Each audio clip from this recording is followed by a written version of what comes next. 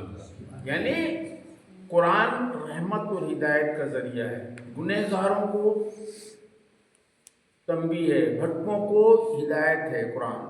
مشکل میں پریشانی میں پڑے لوگوں کے لیے رہنمائی ہے قرآن پاک. شک والوں کے لیے قرآن یقین ہے. قرآن نا امیدوں کے لیے امید ہے.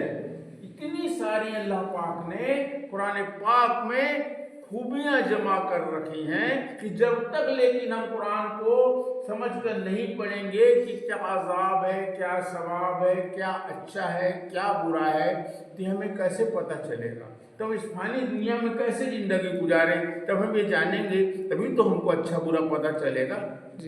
تب تو ہماری دنیا اور آخرت بہتر ہوگی جب اللہ اور رسول صلی اللہ علیہ وسلم کے حساب سے ہم اپنی دنیا میں زندگی گزاریں گے. سورہ بقرہ میں کہا نا آیت نمبر 185 میں رب نے شہر رمضان الذی انزل فیہ القرآن ھدی للناس وبینات من الھدی والفرقان. رب نے فرمایا نا کہ ہم نے رمضان کے مہینے میں قرآن اتارا، اس میں روشن بیان ہے، ہدایت ہے، اور انسان لوگوں کو، تمام انسانوں کو فرقان بناتا ہے.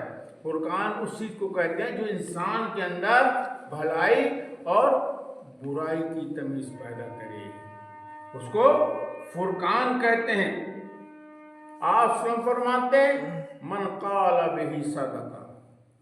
آپ سلم فرماتے ہیں جس نے کوئی قرآن سے بات کہی اس نے سچ کہا. من حکم بہ عدل. آپ سلم فرماتے ہیں جس نے کوئی قرآن سے فیصلہ کیا اس نے عدل کیا. اور آپ سلم فرماتے ہیں من عمل بہ اجر. جس نے قرآن کے حکموں پر عمل کیا اس کا اجر اللہ کے یہاں محفوظ ہے. سبحان اللہ، سبحان اللہ. آج ہمارا قرآن سے رشتہ کیا ہے؟ صرف تلاوت کرتے ہیں. رب کی بارگاہ میں جو صرف تلاوت کرتا ہو وہ ان پڑھ ہے. سن لیجیے آپ ایک تلخ جملہ، اس کو اپنے گلے سے نیچے اتاریے. سورہ بقرہ کی آیت نمبر 78 میں رب نے فرمایا وَمِنْهُمْ أُمِّيُّونَ لَا يَعْلَمُونَ الْكِتَابَ إِلَّا أَمَانِيَّ وَإِنْ هُمْ إِلَّا يَظُنُّونَ. اللہ پاک نے ارشاد فرمایا سورہ بقرہ کی آیت نمبر 78 میں کہ بعض لوگ وہ ہیں جو صرف قرآن کی اوپری لفظ تلاوت کر لیتے ہیں، اس کے ظاہری معنی کو نہیں سمجھتے. وہ لوگ اپنے من گھڑت اور اٹکلوں پر اپنی زندگی گزار رہے ہیں. ان پڑھ ہیں وہ لوگ. رب نے فرمایا سورہ بقرہ کی آیت نمبر 78 میں جو صرف قرآن سمجھنے کے لیے نازل ہوا ہے.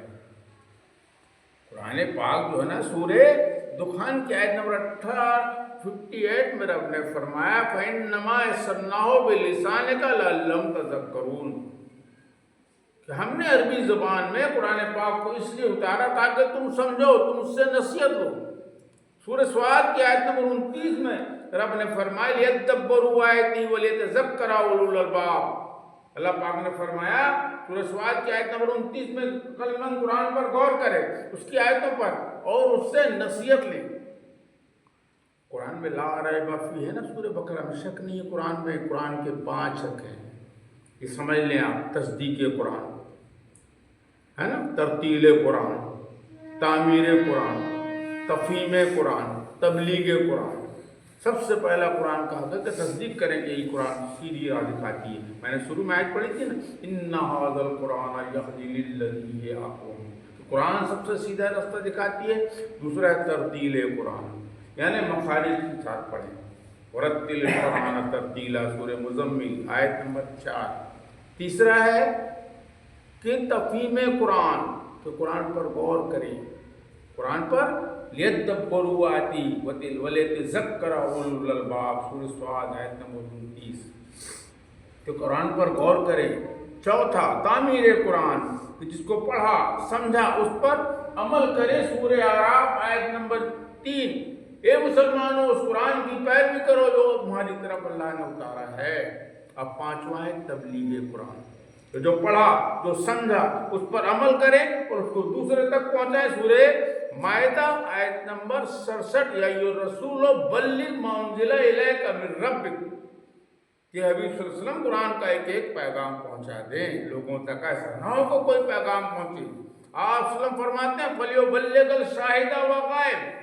آپ صلی اللہ علیہ وسلم فرماتے ہیں کہ تم میں ہر ایک شخص کی جواب داری کہ ہر حاضر و غائب تک قرآن کا پیغام پہنچاؤ.